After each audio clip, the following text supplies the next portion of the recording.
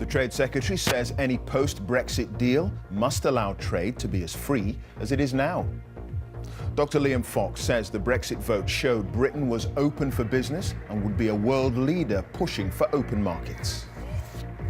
As we establish our independent position post-Brexit, we will carry the standard of free and open trade as a badge of honour.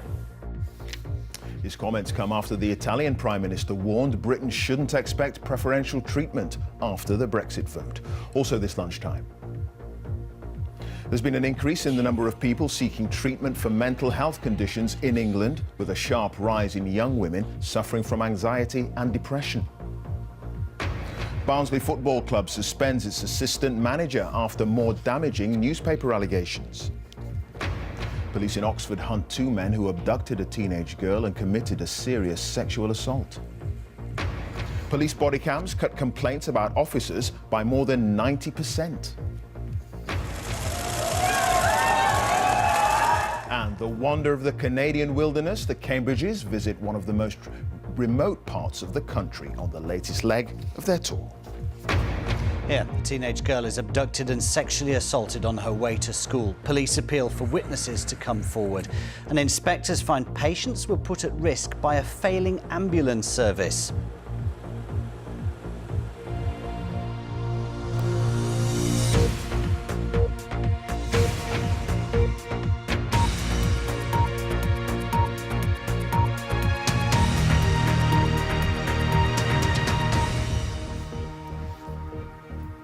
A very good afternoon to you and welcome to the BBC News at 1.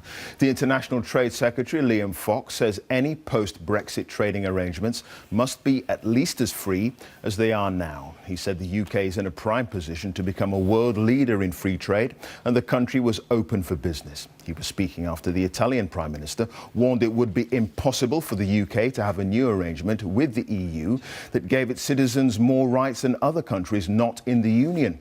Well, let's go now to our Europe editor, Katya Adler, who's in Rome for us. Now, Katya, Matteo Renzi, the Italian Prime Minister, there were tough words from him. How representative are those comments of other European Union leaders?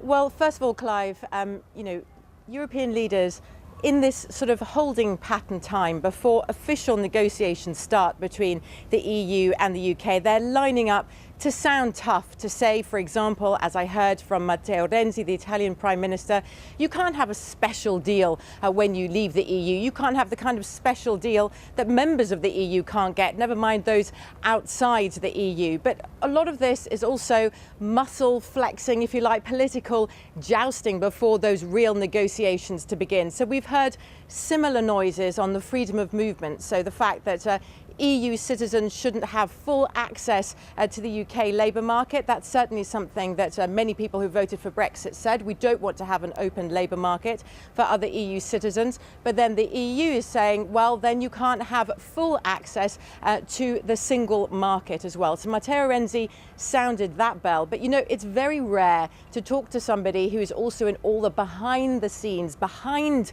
the microphone discussions, Clive. And what I got loud and clear from Matteo Renzi is a sense, yes, of sadness that Britain has voted to leave, but also of impatience. He said, you know, starting with David Cameron, we've been talking about this for nearly 2 years now. It's dominating the EU agenda. And here in the EU, there are plenty of other crises, migration crises, the euro crisis, worries about terror and security. Leaders like Matteo Renzi here in Rome want to get on with other things. So they want to deal with the UK, as he put it, as soon as possible. OK, Katya, many thanks for that. Katya Adler there in Rome. Now, new figures from the NHS show there's been an increase in the number of people in England receiving treatment for mental health issues like anxiety and depression. The figure went up to 1 in 3 sufferers who sought help in 2014 from 1 in 4 in 2007. But the figures are worse for women. More than a quarter of women aged 16 to 24 had mental health issues in 2014, up from a fifth in 2007. Let's speak now to our health editor, Hugh Pym. These are clearly worrying figures, it seems. Well, Clive, this is a very authoritative survey of the state of mental health in England, pulled together by NHS Digital. And it looks at survey data, talking to people in 2014 and comparing it with 2007. So it's a very useful way of measuring trends. And it basically says, in terms of people experiencing mental health symptoms, there has been a steady increase for women. It's been about the same for men. And for young women, as you were saying there, quite a sharp increase, particularly for 16 to 24-year-olds, 21% experiencing symptoms back in 2007, now 26% of young women, and that's the highest of any of the different age groups and considerably higher than men of the same age. Self-harm, there's a widening gender gap, more amongst 16 to 24-year-olds, more women have experienced self-harm than men of the same age group. Generally for adults, there are more who are reporting suicidal thoughts at some stage in their lifetime, quite a sharp increase there. Now, the researchers don't give reasons for it. They say they're producing statistics, but they talk about the context, and they say that includes economic factors. The recession has been an issue, social media as well. They say for the 16 to 24-year-olds, this is the first generation who've grown up with social media, so all these issues could be a part of it. But they do say that the numbers of people experiencing symptoms for anxiety and depression, there's a bigger proportion who are actually getting treatment now than there were in 2007 in England. OK, Hugh, many thanks for that. Hugh Pym there. Barnsley Football Club has suspended its assistant manager Tommy Wright following the latest allegations by the Daily Telegraph. It's claimed he took an illegal payment of £5,000 to help a group of Far East investors place players at Barnsley. He denies any wrongdoing. The newspaper also filmed the QPR manager Jimmy Floyd Hasselbank apparently negotiating a fee to travel to Singapore to speak to the Far East firm. Here's our sports reporter Katie Gornall. It's more uncomfortable viewing for football. This is Barnsley's assistant manager Tommy Wright, apparently being given an envelope of money. The Telegraph alleges it's a payment of £5,000 in return for helping a fake Far East firm place players at Wright's club. That would be very helpful. Yeah, that I've known and seen. And then you have to do spice the deal and whatever you do. Wright denies breaking any rules, while Barnsley have acted swiftly to suspend him while they investigate. Tommy's been, suspended due to the allegations and the ongoing investigations, and that's as far as we've got. Obviously, things are always rolling. My focus this morning, though, is the players and the team, and that's it. And obviously, that's why I've come here to speak today. And there were more names revealed today. The former Leeds striker Jimmy Floyd Hasselbank, now Queen's Park Rangers manager, was filmed in a separate meeting by undercover reporters, apparently negotiating a fee to travel to speak to the Far East firm. He allegedly discusses the possibility of signing players from them. Today, Hasselbank took training as usual. His club say they'll investigate, but also came to his defence, saying we have every confidence in our manager and the robust systems the club has in place. In his own statement, Hasselbank denied claims of a conflict of interest. I do not see anything unusual in being offered to be paid to make a speech. I did not make any promises in return. I did not and would not recommend the purchase of a player for my personal gain. The Leeds owner, Massimo Cellino, also denies wrongdoing after he was filmed, apparently offering a way to get around third-party ownership rules. This undercover investigation has already forced Sam Allardyce to step down as England manager and has increased calls for an independent inquiry. This potentially demonstrates the scale of the problem, that wrongdoing is not linked just to one or two rogue people, that there is a cultural problem, and that has to change. All three of those named by the Telegraph say they've done nothing wrong, but these latest allegations have put football further in the grip of a crisis, its reputation at an all-time low. Katie Gornall, BBC News. Police in Oxford are searching for two men who abducted a teenage girl, subjecting her to a serious sexual assault. She was snatched during yesterday morning's rush hour and found 4 hours later in another part of the city. Let's speak now to Duncan Kennedy, who's in Oxford for us now. Duncan, a deeply worrying abduction and attack, and in broad daylight. Yes, both true on that, Clive. That's why police are describing this as a serious sexual assault. It all began around about 8:30 yesterday morning on the Banbury Road area of Oxford. The girl, who was in her school uniform, was picked up by two white men in a silver car. She then resurfaces something like 3.5 hours later, a mile away, in the village of Marston. She apparently has knocked on the doors of various people. One person opened the door and raised the alarm. Police say she's currently being supported by expertly trained officers as their investigation gets underway. They've been searching in the area of Marston this morning for any clues or any hints as to what happened. They've also appealed for witnesses, both in the Banbury Road area of Oxford and in the village of Marston, for anybody to come forward who might have seen anything. Also, at least one school in the area has written to parents urging them to talk to their children about matters of safety. As to the incident itself, we should be getting more details from a police press conference in the next hour. OK. Duncan, thank you for that. Duncan Kennedy there in Oxford. Oil prices have risen by more than 5% after the producers' cartel, OPEC, agreed a preliminary deal to limit output for the first time in 8 years. OPEC members are keen to reduce a global glut of oil that has kept prices low. The collapse in the price of crude has hit oil producers hard, but infighting between them has meant there's been no coordinated action on production since the global financial crisis. Britain's most senior police officer, Sir Bernard Hogan-Howe, is to retire after 5 years in charge of the Met. He was expected to remain the Commissioner of the Metropolitan Police Force until at least September. Now, relatives of those who died in the September 11th attacks are now free to sue the Saudi Arabian government. The US Congress has overruled a veto from President Obama that prevented litigation, with the White House arguing a prosecution would set a dangerous precedent, leaving US forces open to the threat of legal action overseas. 15 of the attackers were from Saudi Arabia, but the kingdom has always denied any involvement. Here's our Washington correspondent, Laura Bicker. It's been 15 years since this day of terror, which continues to haunt Americans. The families of the nearly 3,000 victims want justice, and with the passing of this bill, they feel they have won a right to their day in court. 15 of the 19 hijackers were Saudi citizens. The government has always denied any involvement, but there's a long-abiding suspicion that senior Saudi officials funded the attack.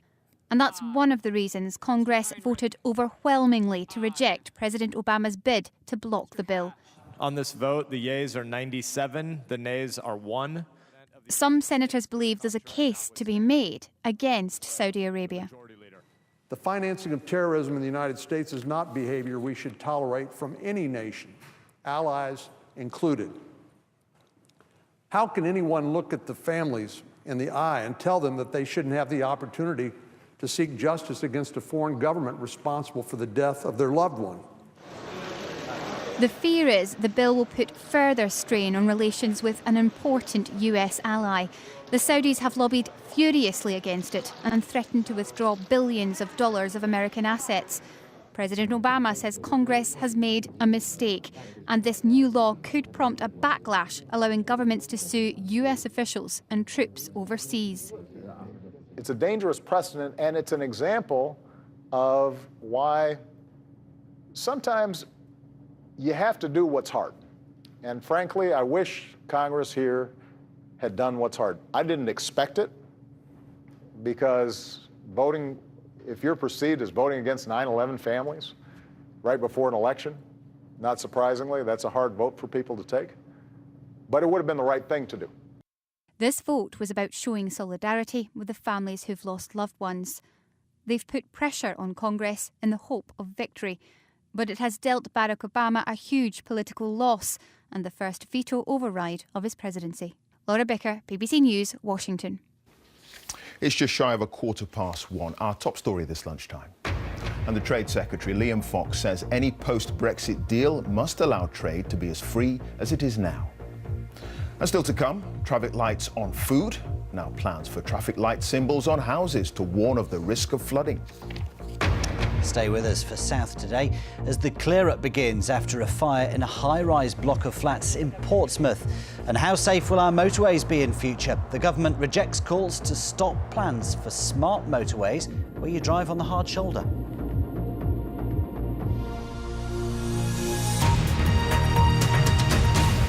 Now, you may have come across your local bobby on the beat wearing one of these, a little camera on their shoulder or on their chest. And new research suggests these body cams have had a dramatic effect in cutting the number of complaints from the public against officers. Now, the study looked at police forces in England, Northern Ireland and America and found that complaints fell by 93% in 12 months. The theory is because the officer and the public know they're being recorded, they behave better, as our Home Affairs correspondent Danny Shaw explains. Preparing for his shift, PC Dan Newton with his colleague Chris Street are getting their kit ready. The latest piece of equipment, a body-worn camera. This is a device to record. Just switch down to the side. Obviously, it clicks quite nicely into body armour. Wherever the officers go, their cameras go, recording every encounter. Today, the two policemen are sent to Cambridge Magistrates Court. A man has been sentenced for theft, but the officers need to question him about another offence, so they bring him in. The use of body-worn cameras has become as routine as driving a police car, and now there's evidence that these devices are having a profound impact on the culture and conduct of officers and the public. Cambridge University looked at 7 police forces using body-worn cameras. Complaints from the public dropped 93% compared to the year before, even when officers didn't have cameras attached. The camera has an effect on the behavior of officers and people they interact with. And it seems that it's contagious because not only did the complaints went down for the officers that wore the cameras, it also went down for the officers that didn't wear the cameras. Officer with a taser! Got the knife now! A body-worn camera in volatile situations records clearly what's happened and can provide crucial evidence, especially in domestic violence cases where victims are reluctant to cooperate. You capture the emotion, you capture the noise, you capture sometimes the chaos, which is far more impactful when you're then preparing evidence for court. But there are concerns that some incidents will still go unrecorded because police officers themselves decide when to switch the cameras on and off. They're in control of when that camera is recording and is not recording. Now, clearly that's open to great abuse, and we have seen a case where there is an allegation that police officers turned the camera off, misconducted themselves by assaulting our client and then turned the camera back on. But the rollout of body-worn cameras is continuing as more police forces put their faith in this handheld device. Danny Shaw, BBC News, Cambridge. There's been yet another setback in the inquiry into historic child sexual abuse in England and Wales. Its most senior lawyer, Ben Emmerson, has been suspended after concerns about the leadership of his team. 3 judges due to lead the inquiry have already stepped down. Let's speak to our Home Affairs correspondent, Tom Simons. Tom, many must be wondering why this inquiry seems so beset by problems. Well, this is the latest. I mean, they're on their 4th chairperson at the moment, you know, she's already struggling with this sort of setback. Ben Emmerson QC is an eminent barrister, but he's also very central to this inquiry, not just on the legal side. He's been involved in directly talking to those who've been abused in the past. And these allegations that have been made against him that have not been detailed by the inquiry, which works from the buildings behind me, are said to be the centre of this investigation and his suspension. Now, the inquiry says very little about its work and has done since its inception 2 years ago. And today, Professor Alexis Jay, the new chair, we saw her outside the inquiry buildings this morning, off to a meeting, and the inquiry was making no further comment beyond saying that it was investigating. The inquiry left it to the Home Office to say that its work continues, that the government is very much behind what's being done here, and that hearings will start next year.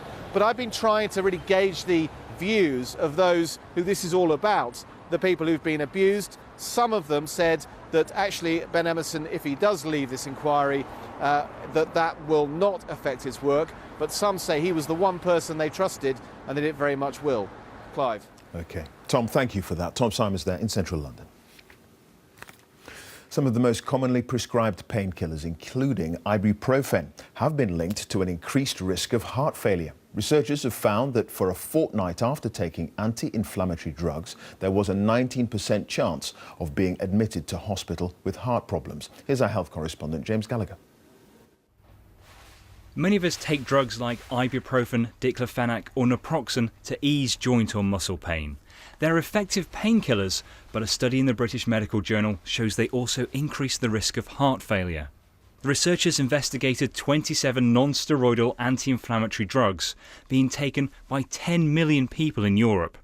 Overall, they increased the risk of being taken to hospital with heart failure by 19%. But the risk was doubled in patients taking very high doses. Because they are so widely available and commonly used, these drugs, it could have a very high public health impact. So the regulatory authorities need to consider maybe we should have more restriction on selling those drugs. All drugs can cause side effects, but many people seemed concerned by the reports that painkillers could lead to heart problems. I'm surprised to read that, so I'll probably take it less now. You know, when you've got hangovers, it's taken for everything at the moment. I have to weigh up the consequences, and I do take them, but I know it's not good. A lot of us take these drugs. More than 14 million prescriptions are handed out each year, and many of us buy them over the counter as well. So how worried should we be? Many experts say the dangers are being over-exaggerated and that the findings have little relevance to most healthy people. There's no need to panic. Younger patients occasionally take these drugs, short courses, and there's no evidence that this is a problem. Older patients are generally getting these drugs prescribed by their doctor and they're being monitored closely anyway. If people do have concerns, they should speak to their GP or their pharmacist though. Painkillers are an everyday part of most people's lives, and no one's suggesting we should stop using them. But the British Heart Foundation advises taking the lowest dose for the shortest possible time. James Gallagher, BBC News. Houses put up for sale could be subject to a traffic light warning system showing buyers whether the property is a flood risk. Now, the idea would be similar to energy certificates houses already need, though the new system wouldn't be mandatory. Well, our personal finance correspondent Simon Gompertz is in Datchet in Berkshire, badly hit by flooding 2 years ago. Simon. Clive, that serious flooding we had in Cumbria, in Scotland in December, and then a bit more than a year before that here in the south of England, the sandbags, the damage yet again. Insurers say that's highlighted the need for house hunters to have clear symbols telling them as they're looking around about the flooding threat. Wouldn't you like to have been warned before you bought a home about the possibility of this happening on your doorstep? Towns and villages along the Thames, Datchet among them, were flooded when the river burst its banks in February 2 years ago.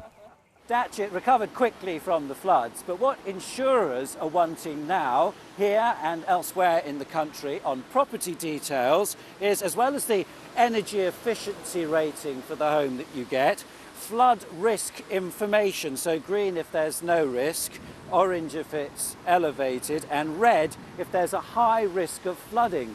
Estate agents are supposed to warn you of material factors like this, but this would put the flood risk beyond doubt. As things stand, people are more likely to check what the parking is like than the flood risk. So what do they think here about the idea of having traffic light style warnings? I think that's a good idea because I was just looking at the estate agents and I couldn't see any signs that there'd been flooding on the houses. So you'd want to know? I would want that, yes. It's a really good idea. I was flooded, so we had a metre of water where we were. So would you like to have known beforehand yes, whether definitely. the house was at risk? Exactly. So we weren't trapped in there for 7 days. That would have been good. Insurers say 1 in 6 properties would be amber or red, clearly a higher proportion in flood-prone areas. But estate agents worry that the warnings would be oversimplistic and put people off unnecessarily. This one says they're careful to explain the risks anyway. We're very honest with our clients walking through the door on the telephone. I don't deem it necessary. If their property is in a flood risk, we will make sure that they are aware the property is in a flood risk. But flooding can be a financial disaster, especially for those who haven't bought insurance. The idea is that estate agents would adopt the traffic light system voluntarily, but if they don't, insurers might ask the government to impose it.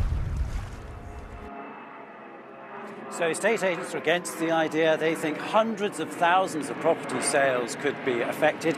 Insurers, they pay the bills, they're for it. And Clive, it has to be said, if you ask people around here in Datchet, would they like to have had these clear symbols warning them? They say, yes, they would.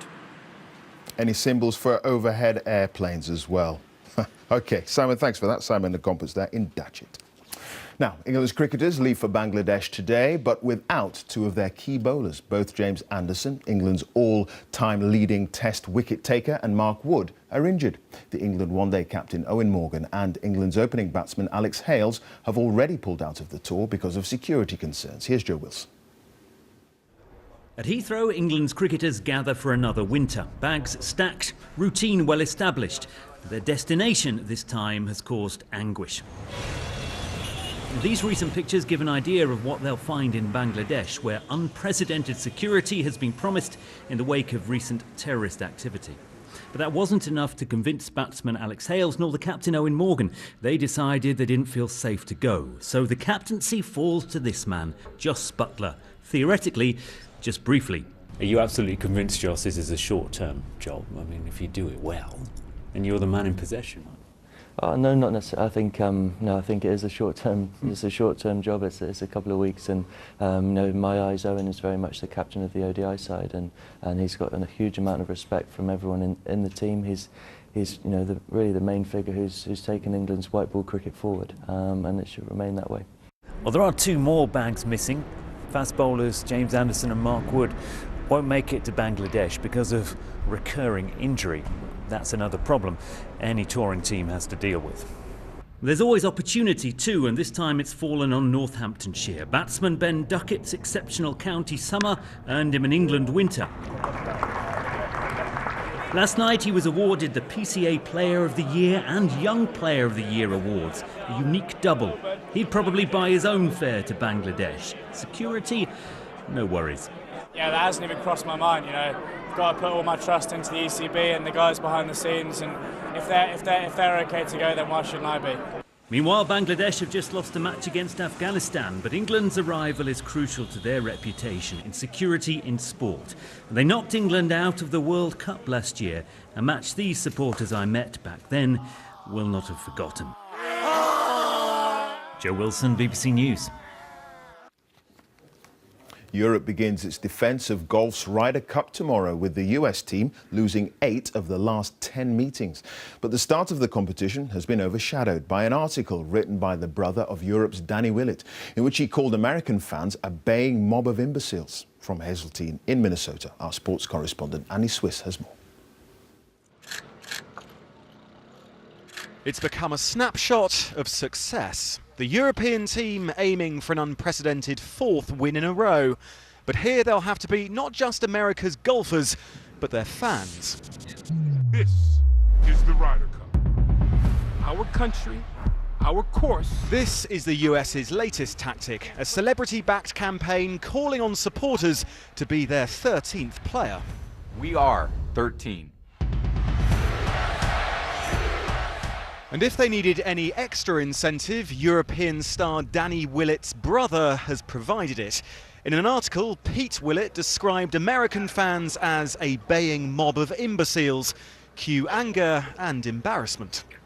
I spoke to Danny about it. I showed it to Danny, and he's bitterly disappointed in his brother's article. It is not what Danny thinks. It is not what I think. That is not what Team Europe stands for.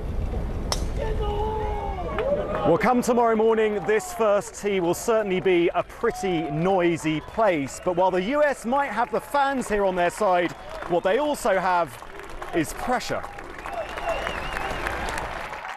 Europe's win at Gleneagles was their 6th in the last 7 Ryder Cups, and it left American golf searching for answers. They created what they called a task force to involve players more in decision-making, not unlike their opponents. Very much like the model that the Europeans have done with tremendous success and bringing out their best golf. And I give them a lot of credit in their ability to lift each other up to great heights, to play some of their best golf together in these events. After the death of the great Arnold Palmer, a US win would be a fitting tribute. The hosts will start as favourites, but Europe have their big hitters too, not least Rory McIlroy, hoping to prove their winning habit is very far from over. Andy Swiss, BBC News, Hazeltine. The Duke and Duchess of Cambridge are continuing their tour of Canada with a visit to one of the most beautiful and remote parts of the country. They've been in Yukon in the northwest, where, as Peter Hunt reports, the Indigenous people of the territory are still struggling with events of the past. There's no mistaking the country they're in. Moments earlier, in the place where the Queen sent a telegram in the 50s, her grandson went one better by tweeting. The royal technological one-upmanship occurred in Whitehorse in the vast northern territory of Yukon. The appreciative crowd contained some determined well-wishers. This not surprisingly busy event is actually taking place in a territory which is now home to more animals than it is people. But in the past it was far more populated at the time of the Klondike Gold Rush. The miners descended on a land where Aboriginal people had eked out an existence. William and Kate heard how Canada's Indigenous population still struggles to achieve equality. The past matters to the royals as it does to the people here at Carcross. This steam train was once used by the Queen. William was mindful to take care of the future of the institution she's led for so long. The attractiveness of the area is on display on top of Montana Mountain. When the couple made it up, on 4 wheels not 2, they met mountain biking enthusiasts and royal enthusiasts. The high altitude air replaced stuffy protocol with relaxed informality. Emboldened, Gwen Wally went for the double. No, I'm still like, did this just happen? Is this for real? Did I really get a hug? Should I go wash up? I don't know if I'll wash up today. This was a brief stop in a breathtakingly beautiful place that will have left the couple eager to return. Peter Hunt, BBC News, Yukon. Time for the weather news now. Peter Gibbs is here. Hi there, Peter. Hi Clive, about 7 degrees in the Yukon sunshine and not much higher than that at the moment across northern Scotland either, where the gales swept in overnight. This scene from Shetland with the waves crashing in. We saw gusts up to around 70 miles an hour across exposed parts of northern Scotland as this area of low pressure swept by, but it's beginning to sweep away, so the winds will start to abate through the rest of the day, but still pretty breezy for most of us through this afternoon. Lots of sunshine coming through for much of England, Wales, central and southern Scotland and Northern Ireland, but the northern half of Scotland still plagued by some pretty heavy blustery showers. But these are the wind gust speeds, the black arrows, and you can see those now coming down. Although still pretty gusty, some of the strongest gusts likely across northern England, so some of the north-south routes perhaps a little bit on the tricky side for some. But further south, in amongst the gusty winds, we've got some reasonable temperatures in the sunshine around about the high teens, so still, if anything, a little above the average for this time of the year. Stays breezy through this evening and tonight for most, still bringing in a few showers, those winds as well, to northern and western parts of the UK. But sheltered eastern areas such as north-east Scotland, perhaps the north-east of England, parts of eastern Northern Ireland could well see temperatures dipping down into single figures by the end of the night. So a bit of a fresh autumn feel tomorrow morning, but clear skies tonight means you might get another chance to see the aurora. Fantastic displays last night, and the predictions are good for tonight as well. So yes, a fresh autumn start, a mixture of sunny spells and showers pretty much across the board tomorrow. Still breezy, not as windy as today, but you'll need some shelter from that breeze to feel the full benefit of the sunshine, particularly across central and northern parts of the UK. Temperatures only around 12 to 15 here, but still up around the high teens further south. But what about the weekend? Well, not a great start, it has to be said, with this big area of low pressure coming in. That'll bring some wet weather to much of England and Wales. Heavy, showery outbreaks of rain, some hail and thunder in the mix as well. Rather quieter, though, across Scotland and Northern Ireland, but certainly feeling autumnal. Temperatures here only around 12 or 13 degrees and dropping away further overnight on Saturday night. Certainly a touch of frost looks likely. Parts of Scotland, Northern Ireland, perhaps northwest England and mid-Wales too. So a chilly start to Sunday, but a dry and a bright day for most of us. The winds in the east slowly easing down. Temperatures close to normal for the time of year, but certainly overall, I think, not a great start to the weekend, but the second part of the weekend, the best for most of us, Clive. Peter, many thanks. That's it. Now on BBC One, it's time for all the news where you are. Have a very good afternoon.